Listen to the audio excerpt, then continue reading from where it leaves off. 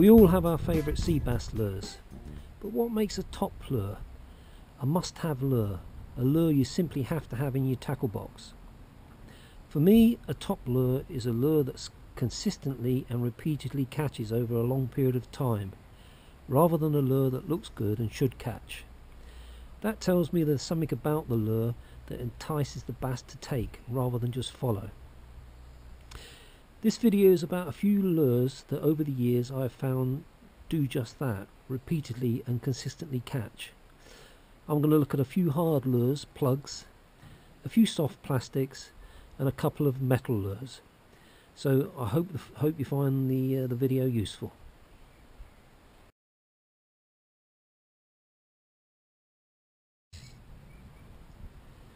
First hard lure I'm going to look at, plug, is the Tackle House Feed Shallow 128.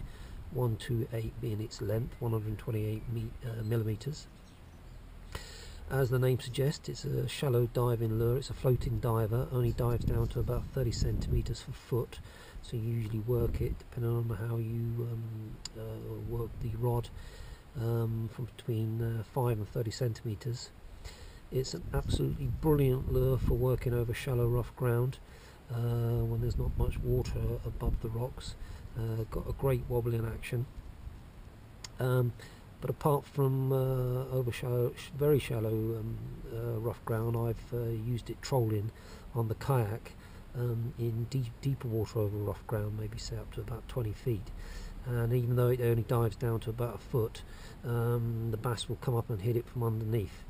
So great lure for shallow rough ground when there's not a lot of depth of water, and also for trolling. I found it really good. As regards casting, it casts very well in calm to light wind conditions. Wouldn't say it's the greatest caster when it's windy. There are other plugs that cast a lot better when there's a bit of wind about, but that's not such an issue from the kayak, where casting distance is not a problem. But it is a good caster, but better casting plugs when there's a bit of wind about. You'll notice there that I've replaced the trebles that it comes with single hooks. This is getting more and more popular with plug fishermen now. I'm experimenting with it this season, 2014, and the reason for that for me is that when I catch a plug on a bass on the kayak and I have to net it in, it's an absolute nightmare when trying to get the fish out the net and the hooks out, and they get tangled terrible in the net. So that's one reason that hopefully with single hooks it'll be easier to get the fish out the net with less tangles in the net. And the other is that fish that I intend to return, hopefully single hooks will do them maybe less damage. These hooks are called decoy plug-in hooks. They're becoming fairly well known now, and the reason they're so good, if you try and put a normal single hook on a plug, the problem is the eye is not big enough for the split ring, and it doesn't rotate properly and sometimes gets stuck, and that can hamper the action of the plug, and also maybe hamper its hooking capabilities. These decoy plug-in hooks have got a much bigger eye, designed to have enough room for the split ring. Therefore they rotate with no problems. And the other thing about the eye, that it's parallel to the hook, which means that when it hangs down from the plug, it hangs below the plug, parallel to the plug, rather than an ordinary hook would. The actual hook would be at right angles. So thoroughly recommended if you're going to change your trebles for single hooks. Like I say, this is a great lure. The main thing, it consistently catches. I've caught an awful lot of bass with it, and it really is a must for me to have in my tackle box. Fantastic alternative to a surface plug. And as I say, great lure, well recommended.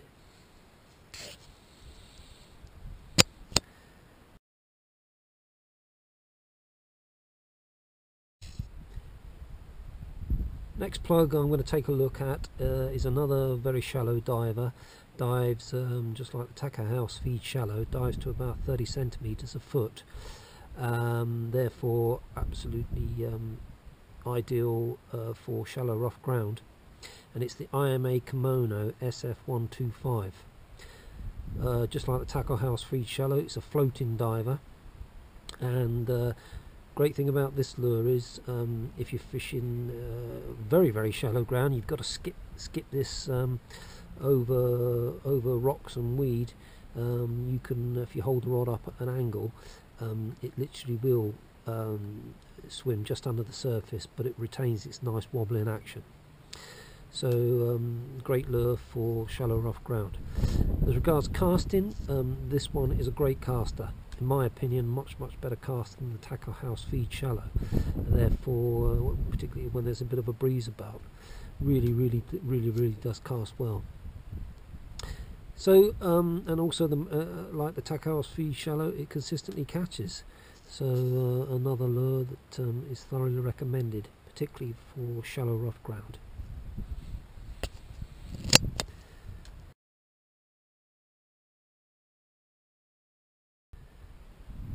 Next plug is the Savage Gear Prey 130 mil.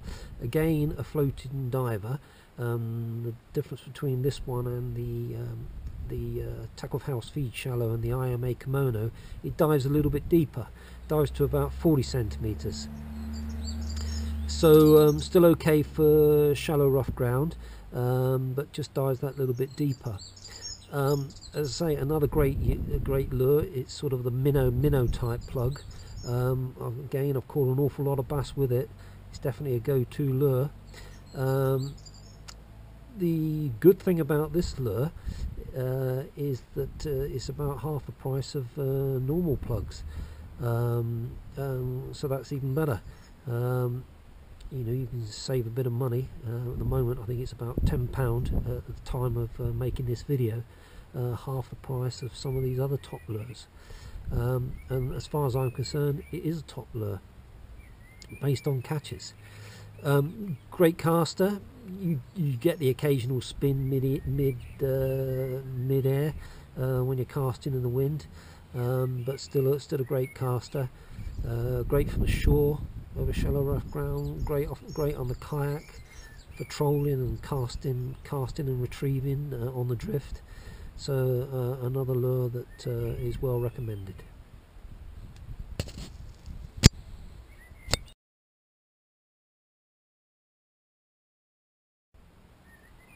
Next plug I'm going to look at is the Megabass Zonk I think they pronounce it. I apologise if it's not pronounced correctly, but I think it's called Gataride, or I'm not really sure how you pronounce that, but Megabass Zonk.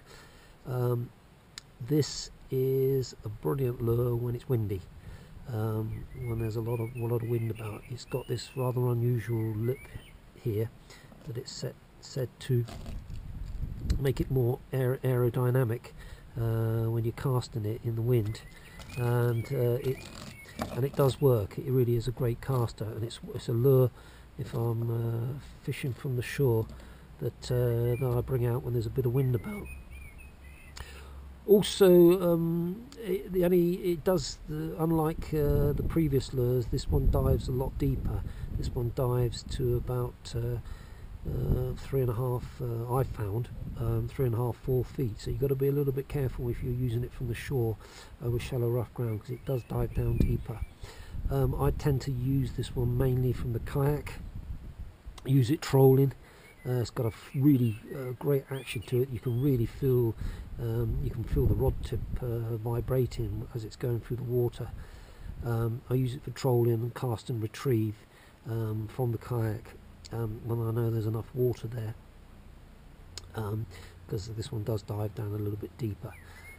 Say a floating diver, great casting lure, and consistently catches. Megabass Zonk.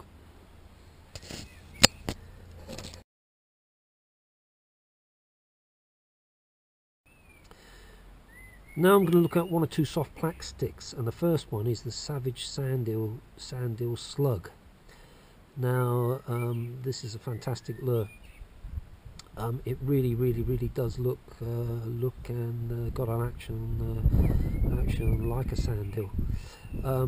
You can fish it weightless, maybe with a weedless hook, but personally the way I like to fish it is with the Savage Gear jig head there, and this is a 16 gram jig head, and what you do is I just cut off the just the head there of the Sandeel Slug, and then replace it with the jig head, and then just put a bit of super glue in there to keep it on.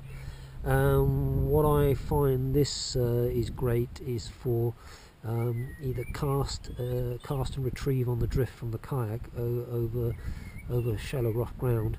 When I say shallow, maybe up to 20-25 feet, and actually cast it and then jig it back to the kayak. And when you jig it, and sometimes with a double jig, the action is so realistic. It looks so much like a real sandhill, and as I say, a great lure for bass. You can also cast and retrieve from the shore with this lure. There's heavier, bigger versions, and bigger heavier jig heads you can get, but I find it not a lure to just cast and retrieve. I find it a lure to cast and jig back, and that's when you get the real action like a sandhill. You'd also catch pollock with this lure. Pollock seem to love it as well, and a great lure for bass, and another lure that consistently catches. So that's a Savage Gear Sandeel Slug with the jig head, and that's a 16 gram jig head, which I find more than enough for working it from the kayak, and more than enough to give me enough distance if I'm using it from the shore. But I mainly use this one from the kayak over the reefs, and great lure.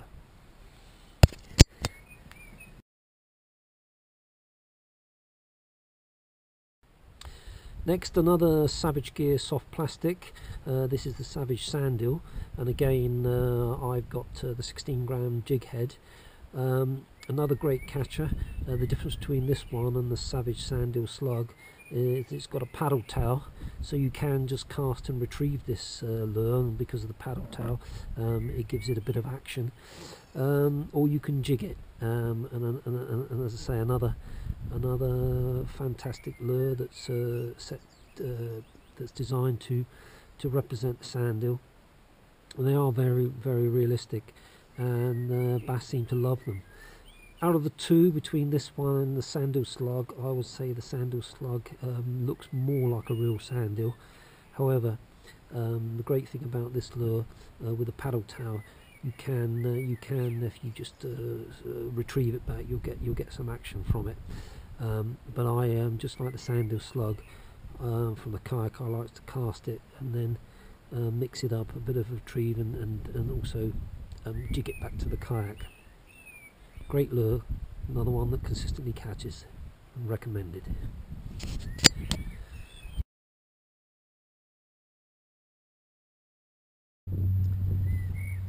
Next is another soft plastic. This is the Fish Arrow Flash J 5-inch SW, which is a bit of a mouthful. This last season I was looking for a weedless soft plastic, and I experimented with lots of lures, but what I was looking for was a weedless lure that I could work right in the weed and actually in the rocks. But I wanted a lure that's got some action just by cranking it in. And having most of them I found, like lures, say like the Sluggo, which I'm sure are great lures, you've got to impart the action on them by using the rod tip. But I was looking for something that had action just by cranking it in, and this one does. I've got it weighted with got it hooked weedless with a weighted worm hook. You can You can fish it without the weighted hook, just with a straight weedless hook. But it's actually got a great action, and what the action is, when you just crank it in, it's like a slalom action, back and forth there, just through the water. Now the other thing that I found that made me stick with this lure is, apart from the fact that it catches, was the fact that it's such a fantastic caster. With most weedless soft plastics I found, particularly trying to use them from the shore, it's very, very difficult to get any distance. You know, things like Sluggo, I found maybe 20-30 yards, but with this casts just as well as a plug. It really is amazing the distance that it casts. So I stuck with it and started catching, and again it's become a lure that consistently catches for me, and really it's the only weedless lure I keep now, and really handy to have it in the tackle box when you do really want to work a lure right in the rocks and in the weed. So great lure, well recommended.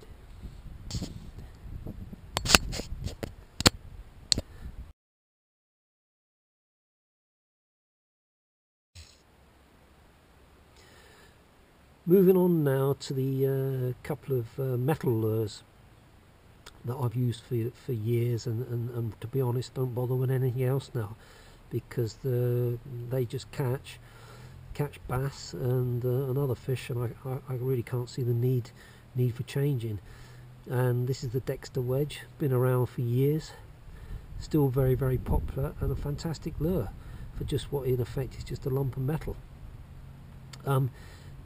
Again, I must admit, I tend to fish more with plugs now when I go bass fishing, but I still use this off the kayak, and I particularly use this when I'm lure fishing off of maybe a rocky outcrop, a rocky point from the shore. Weighs 28 grams, and when you get a reel loaded with braid, really great caster, so you can cover an awful lot of ground. Not apart from bass, great for mackerel, great for pollock. A lure that's been around for years and will continue to stay around for years, and because it's such a great metal lure. This one's a brand new one. It's got the treble on. What I tend to do is either change it to a if I'm looking for bass with this lure, change it to a bigger treble, or what I'm going to do, like the plugs, I'm going to put a decoy plug-in single hook on this, rather than having the treble. So Dexter Wedge, caught bass for years, will continue to do, and a must for the tackle box.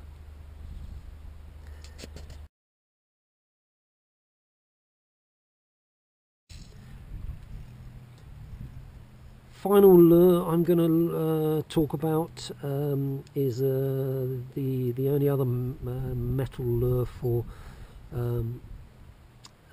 spinning that I keep, and that's the Toby. Just like the Dexter Wedge, the Toby lure, been around for absolutely years. Fantastic lure, consistently catches. Another metal lure, caught a lot of bass with over the years. Wouldn't want to be without it, and also very popular with salmon fishing.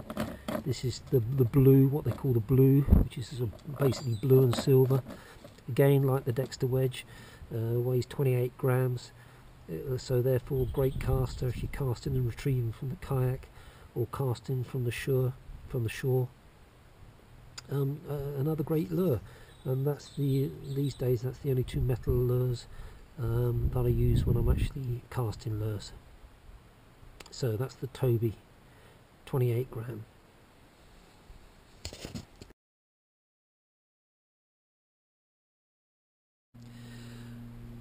When it comes to choosing lure colours, to be absolutely honest, I have no idea whether colour makes any difference.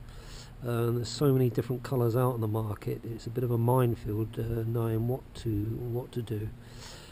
I know sometimes you get a plug that gets really beaten up and loses a lot of its colour and carries on catching. So I really can't say whether colour makes any difference. However, to me, you do have to go by something when you're looking to buy a plug or a lure.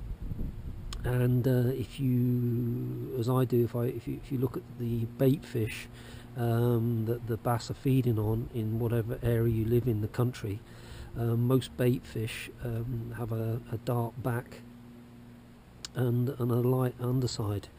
You know, if you take the Sandeel, it has a sort of a greeny browny back and a light white silvery underside. And if you take a look at this plug here, which I believe that colour is called Sandeel, that's very similar. And again, the Tackle House Fish Yellow, a light back, sort of bit similar to the colour of a smelt, which is a bait fish in some of the places I go plug fishing, and that sort of imitates that. This IMA Komono got a very dark, almost black back with a silvery underside, similar colour maybe to a mullet or a sprat. Similar to the Megabass Zonk here, again sort of a smelty type colour with a light underside there. The Savage Sandeel Slug obviously is there to represent the colours of a Sandeel. This one here, the reason I've chosen this almost white colour is that this, I think, although it's got an action, it's only a sort of a slalom type action. Therefore, I thought maybe get something that is really very visual. Hence that colour, and that colour must be popular because it's very difficult to get this particular colour, the white colour. In fact, I had to import it from abroad, so I couldn't find that colour anywhere in the UK. So thankfully I've got a stock, so I found that colour quite successful. The metal lures here, the Dexter Wedge is said to represent the flashes of when bass maybe are feeding on sprats, and again this here maybe bluey back, silver underside, could represent a small mackerel. But like I say, I really cannot say whether colour makes any difference at all. But as far as I'm concerned, if I'm going to spend £20 on a plug, then I'm going to go for something that to try and represent the bait fish that the bass are feeding on in the areas that I fish.